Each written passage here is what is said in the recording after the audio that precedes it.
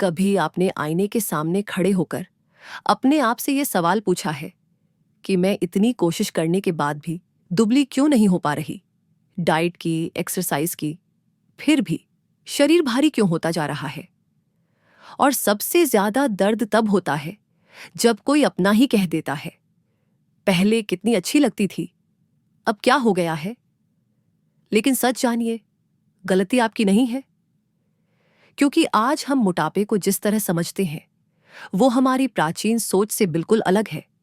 पुराण और आयुर्वेद में मोटापा सिर्फ शरीर की बीमारी नहीं माना गया, वहां इसे मन, आदत और जीवन शैली से जुड़ा रोग कहा गया है। आयुर्वेद में मोटापे को कहा गया है स्थौल्यम, और ये तब होता है जब हम बाहर से तो खाते कम हैं, लेकिन अंदर से थके हुए, परेशान और असंतुलित होते हैं। आज ज्यादातर महिलाएं भूखी नहीं होती, वो बस थकी हुई होती हैं।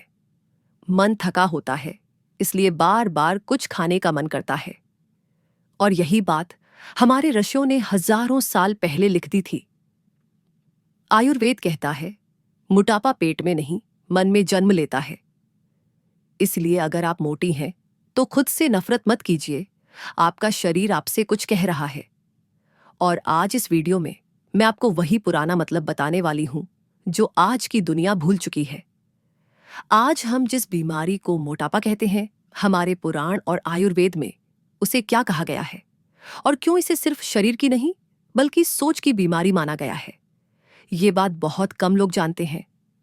मोटापा का पुराना मतलब, प्राचीन दृष्टिकोण, आज के समय में मोटापा यानी वजन बढ़ जाना। लेकिन हमारे पुराण, वेद और आयुर्वेद में मोटापे को केवल मोटा शरीर नहीं माना गया। आयुर्वेद में इसे कहा गया है स्थौल्यम, और व्यक्ति को कहा गया स्थूल पुरुष, स्थूला स्त्री। लेकिन इसका मतलब सिर्फ शरीर का भारी होना नहीं था। आयुर्वेद के अनुसार मोटापा क्या है? आयुर्वेद कहता है जब शरीर में मेद धातु, चर्बी असंतुलित हो जाए और अग्नि, पाचन शक्ति कमजोर हो जाए, तब स्थौल्यम उत्पन्न होता है। यानी ज्यादा खाना, गलत समय पर खाना, भारी और तला भुना भोजन और मन का असंतुलन, ये सब मिलकर मोटापा बनाते हैं। पुराणों में मोटापा केवल शरीर की बीमारी नहीं, पुराणों में बताया गया है कि मोटापा मन, इंद्रियों और इच्छाओं के असंयम से पैदा होता है। जब इंसान जरूरत से ज्यादा खाता है, स्वाद के पीछे भागता है, आलस्य में रहता है और संयम भूल जाता है, तो शरीर भी उसका साथ छोड़ देता है।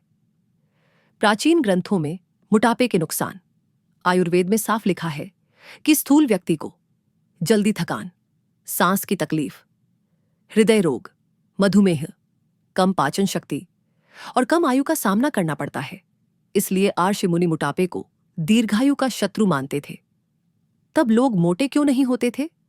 क्योंकि पहले सूरज उगने के साथ उठते थे, सूर्यास्त के बाद भोजन नहीं करते थे, भोजन को दवा की तरह लेते थे, और उपवास को शरीर की सफाई मानते थे। उपवास को भूखा रहना नहीं बल्कि अग्नि को जगाना कहा गया है। एक गुप्त आयुर्वेदिक रहस्य, आप इसे सीक्रेट की तरह बोलें।